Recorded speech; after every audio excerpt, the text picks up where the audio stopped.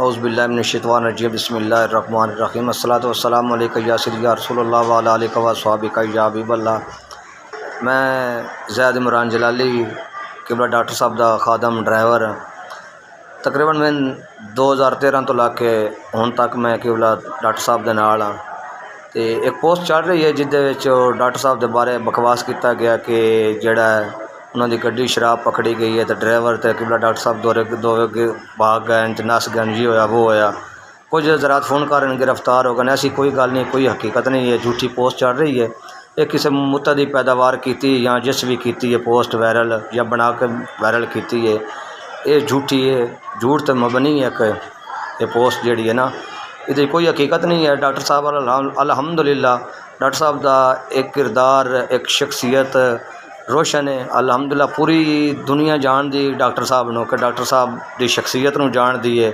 Doctor साहब तो अज तक किसी मैदान चो नहीं नसे, दलील ना जिस गल करने दे पता नहीं है ना दलील ना गल हो सकती, वो फिर झूठियाँ पोस्टां इंदियां बनानियां शुरू कर देंदा है। ये कोई हकीकत नहीं है, बिल्कुल झूठ है, ये बकवास है।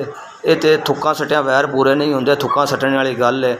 तो कुछ गैरत बंदे च होवे ना, कोई ना दी भी गैरत होवे तो इनकी चबल नहीं मारदा। एड्डी वड्डी शख्सियत है, एक गंद घोलने वाली गल है। जिन्हें जी गंदी नस्ल के हैं गंदे, वो ना गंदे ही काम करने वो गंदे ही काम कर रहे हैं। इंदी इस कोई हकीकत नहीं है। अगर किसी ने दलील नाल गल करनी है तो मैदान चो आवे दलील नाल गल करे। मैं अज तक इनका कोई क्लिप नहीं दिता, लेकिन मैं इन्हें देना मजबूरी बन गई। मैंने काफ़ी संगी साथी अपने बेली फ़ोन कर रहे हैं, वज़ैद भाई ये की गल है, तो मैं ये हम जो वज़ाती बयान दे रहे हैं जी कोई हकीकत नहीं है। डॉक्टर साहब भी अल्हम्दुलिल्लाह इस वक्त मरकज़ विच हूँ, मैं भी मरकज़ विच लाहौर सिराते मुस्तकीम दे विच हाँ। जिस भी चबल मारी या बगैरती की उस इंतहा बगैरती की की है।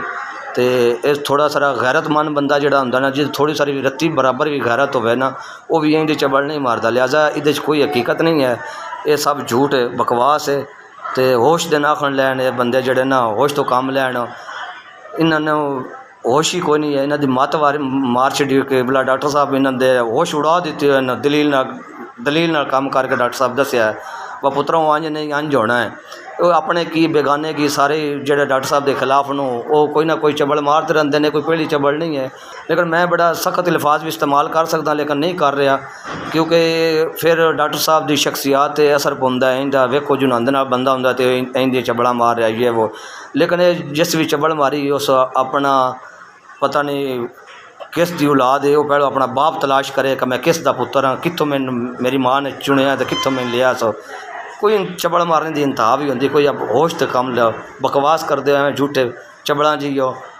इहदे च कोई ना कोई थोड़ी सारी बंदे गैरत दे शर्म होनी चाहिए, शर्म नाल डुब के मर जाना चाहिए। बाकी मैं ARY गल अगे भी ये गल कर रहे हैं, ARY वाले भी इस बंदे का बारे एक्शन लैन। बाकी इदारे अगे भी मेरी अपील है कि ये झूठियाँ खबरां बना के भला डॉक्टर साहब के तोहमत लाने वाले इन्हों के बारे जी साढ़े हैं इदारे वो भी एक्शन लैन। जिस बंदे भी पोस्ट बनाई या जो भी किया उसने कैफरे किरदार तक पहुँचाउण। असी भी अल्हम्दुलिल्लाह कानूनी कार्रवाई कर रहे हैं। इंशाअल्लाह बहुत जल्द जिस भी पोस्ट बनाई ना वो इंशाअल्लाह बहुत जल्द जड़ा ना मंजर आम ते आ जासी, फिर उस दे नाल इंशाअल्लाह कानूनी कार्रवाई की जासी दी। अस्सलामु अलैकुम व रहमतुल्लाहि व बरकातहू।